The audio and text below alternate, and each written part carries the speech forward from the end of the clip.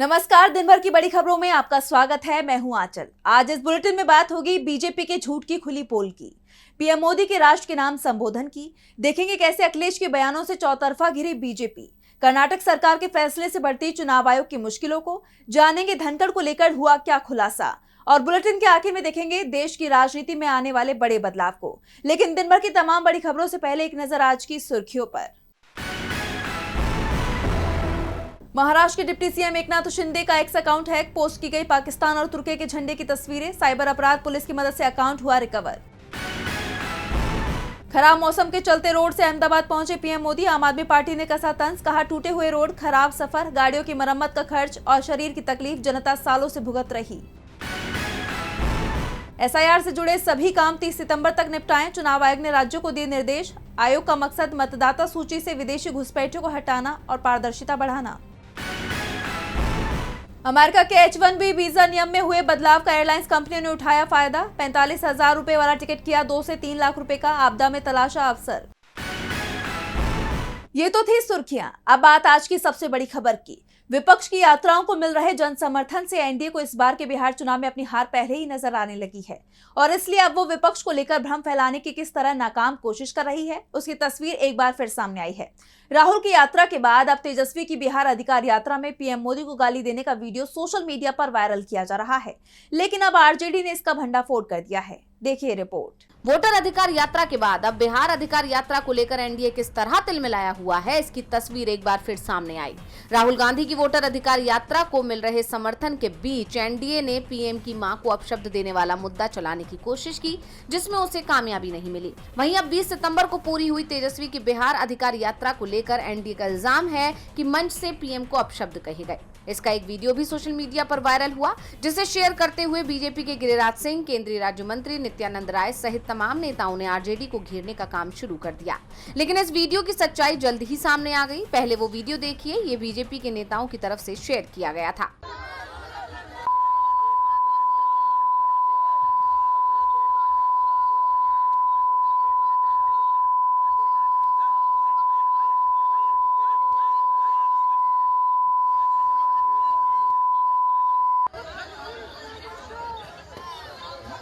लेकिन बीजेपी की इस साजिश का भांडाफोड़ भी तुरंत हो गया। आरजेडी कार्यकर्ताओं और समर्थकों ने सभा का ओरिजिनल वीडियो शेयर कर बता दिया कि वो वीडियो एडिटेड था, जिसमें ऑडियो अलग से जोड़ा गया था।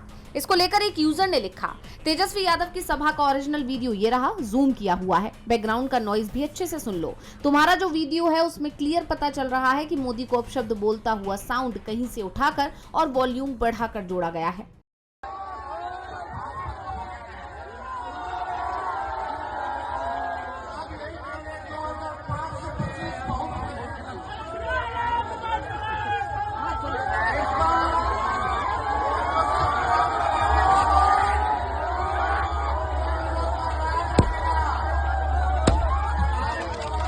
वहीं आरजेडी सांसद मनोज झा ने लिखा, बिहार चुनाव प्रचार में भारतीय जनता पार्टी द्वारा संपादित और भ्रामक वीडियो का एक बार पुनः सहारा लेना हताशा का स्पष्ट संकेत है। चुनाव जवाबदेही के क्षण होते हैं, जहां पार्टियां अपने रिकॉर्ड, दृष्टिकोण और विचारों को जनता के सामने रखती हैं। इसके बजाय हम जो देख रहे हैं वो एक ध्यान भटकाने वाली रणनीति है, जो भड़काने, गुमराह करने और ध्यान भटकाने के लिए बनाई गई है। जब सत्ता में बैठी कोई पार्टी अपने विशाल संसाधनों के साथ संवाद के बजाय तोड़ मरोड़ में निवेश करना चुनती है, तो यह आत्मविश्वास नहीं बल्कि असुरक्षा को उजागर करता है। यानी एक बार फिर बीजेपी और पूरे एनडीए की इमोशनल कार्ड खेलने की कोशिश फेल हो गई है, क्योंकि राजनीतिक जानकारों का मानना है कि विपक्ष की दोनों यात्राओं को लेकर मिले समर्थन से बीजेपी की टेंशन बढ़ी हुई है और उसे बिहार चुनाव में अपनी जमीन खिसकती हुई दिखाई दे रही है। इसलिए अब वो इस तरह की भ्रामक वीडियो फैलाकर विपक्ष की छवि खराब करना चाहती है। लेकिन अब उसकी इस कोशिश के नाकाम होने के बाद बीजेपी की टेंशन और बढ़ गई है। बीजेपी आरजेडी को घेरने की कोशिश कर रही थी, लेकिन उसका दाव उसी पर उल्टा पड़ गया। अब बीजेपी बैकफुट पर दिखाई दे रही है, तो जीएसटी में हुए बड़े बदलाव के मामले में भी बीजेपी बैकफुट पर आ गई है।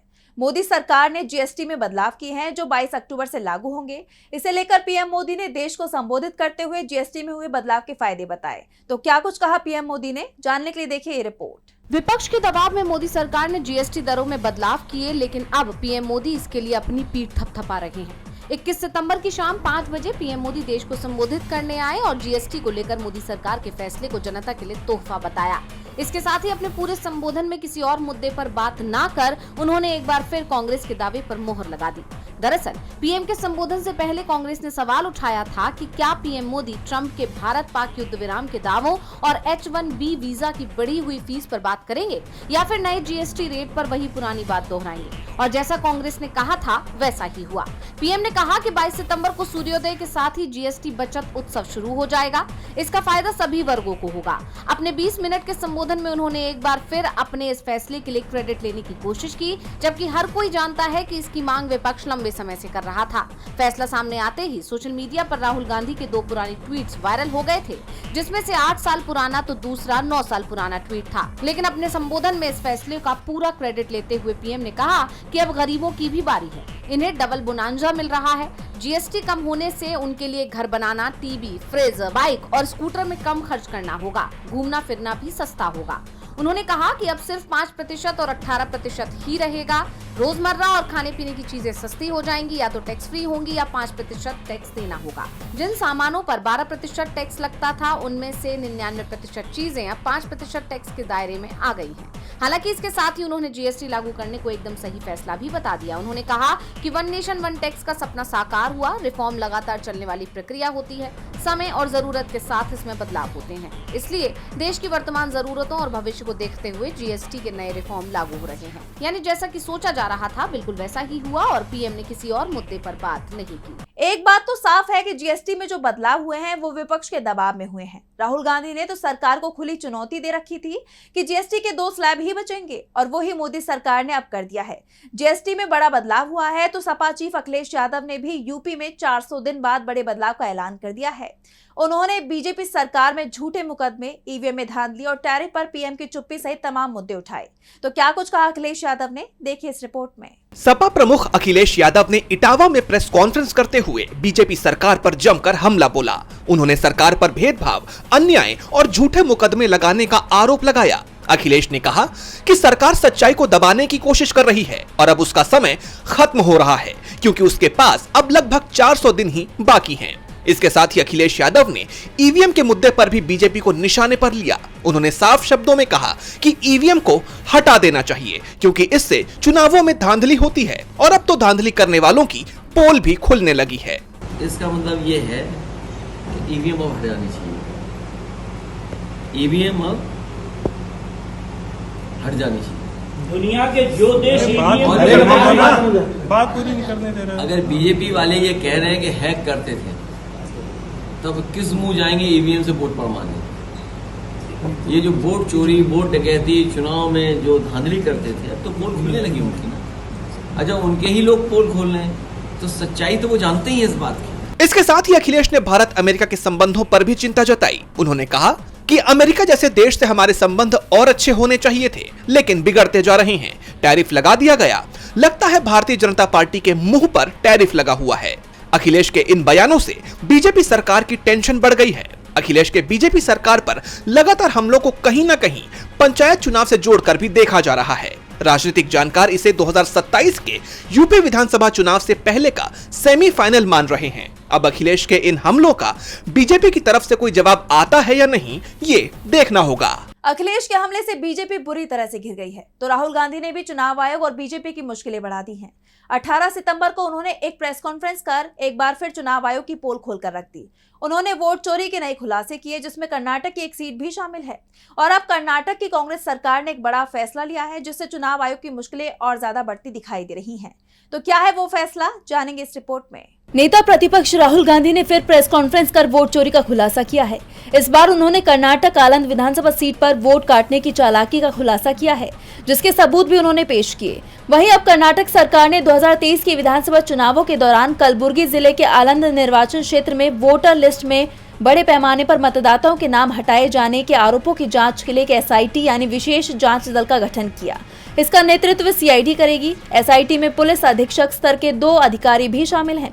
मामले की गहन जांच के लिए आलंद विधायक BR पाटिल ने पुलिस में शिकायत दर्ज कराई, जिसमें कहा गया था कि 256 मतदान केंद्रों पर 6670 मतदाताओं के नाम मतदाता सूची से अवैध रूप से हटाए गए थे। एक सरकारी आदेश में विधायक ने बताया कि चुनाव अधिकारियों द्वारा बाद में किए गए सत्यापन से पता चला कि 6018 मतदाताओं के नाम हटाने के लिए आवेदन प्रस्तुत किए गए थे। जिनमें से केवल 24 ही वैध पाए गए। बाकी 5,994 आवेदन कथित तौर पर अलग अलग मोबाइल नंबरों का उपयोग करके संबंधित मतदाताओं की जानकारी के बिना और दुर्भावनापूर्ण इरादे से प्रस्तुत किए गए थे। इससे पहले कांग्रेस नेता राहुल गांधी भी प्रेस कॉन्फ्रेंस में ये दावा कर चुके हैं। कॉन्फ्रेंस में उन्होंने कहा था कि 2023 के चुनावों के दौरान आलंद निर्वाचन क्षेत्र में बड़ी संख्या में मतदाताओं के नाम हटाए गए थे और मुख्य निर्वाचन आयुक्त ज्ञानेश कुमार वोट चोरों को बचा रहे थे। एसआईटी भारतीय नागरिक सुरक्षा संहिता 2023 की धारा 2U के तहत पुलिस थाने को अधिकार दिए गए हैं और उसे कर्नाटक भर में सभी संबंधित मामलों की जांच करने का काम सौंपा गया है। कर्नाटक सरकार के इस फैसले से चुनाव आयोग की मुश्किलें बढ़नी तय मानी जा रही हैं। कांग्रेस के फैसले से चुनाव आयोग की टेंशन बढ़ सकती है तो जगदीप धनखड़ को लेकर चौंकाने वाला खुलासा हुआ है जो बीजेपी की मुश्किल बढ़ा सकता है। इस्तीफे के 2 महीने बाद धनखड़ को लेकर एक बड़ी जानकारी सामने आई है। इंडियन नेशनल लोकदल यानी INLD प्रमुख अभय सिंह चौटाला ने बड़ा खुलासा किया है। तो क्या खुलासा किया अभय सिंह चौटाला ने और क्या है पूरा मामला, जानने के लिए देखिए रिपोर्ट। पूर्व उपराष्ट्रपति जगदीप धनखड़ को लेकर हैरान कर देने वाली जानकारी सामने आई है। इंडियन नेशनल लोकदल यानी INLD प्रमुख अभय सिंह चौटाला ने धनखड़ को लेकर बड़ा खुलासा किया है। INLD प्रमुख ने धनखड़ के स्वास्थ्य की जानकारी दी और कहा कि जगदीप धनखड़ साहब उपराष्ट्रपति पद से इस्तीफा देने के बाद से काफी परेशान थे।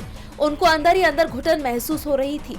उपराष्ट्रपति पद से इस्तीफा होने के बाद जब मैंने उनसे बात की तो उन्होंने कहा कि मुझे इस घर में घुटन महसूस होती है, मैं यहाँ रहना नहीं चाहता। इसके बाद मैंने उनको फार्म हाउस में आकर रहने की अपील की थी और जब उनसे सवाल किया गया कि धनखड़ किस तरह अपना समय बिताते हैं, इस पर अभय चौटाला ने कहा कि धनखड़ फिलहाल पूरी तरह स्वस्थ हैं। वो सुबह शाम टेनिस खेलकर अपना समय बिताते हैं। इसके अलावा वो फार्म हाउस में बने स्विमिंग पूल में भी हुनर आजमाते हैं। इसके अलावा अभय सिंह ने धनखड़ के साथ अपने रिश्ते का जिक्र करते हुए कहा कि जगदीप धनखड़ के साथ चौटाला परिवार का 40 साल पुराना सामाजिक रिश्ता है। वो परिवार के सदस्य हैं। धनखड़ साहब जब तक चाहे फार्म हाउस में रह सकते हैं क्योंकि ये उनका अपना घर है। धनखड़ के उपराष्ट्रपति पद से इस्तीफा देने के बाद अभय ने इसे एक साजिश बताया। तब उन्होंने दावा किया था कि पीएम मोदी और गृह मंत्री अमित शाह ने धनखड़ को इस्तीफा देने के लिए मजबूर किया है। एक्स पर एक पोस्ट में अभय ने किसानों से किए गए अपने वादों को पूरा करने में विफल रहने के लिए मोदी सरकार पर हमला किया और कहा कि बीजेपी ऐसे व्यक्ति को स्वीकार नहीं कर सकती जो किसानों और उनके कल्याण की बात करता है।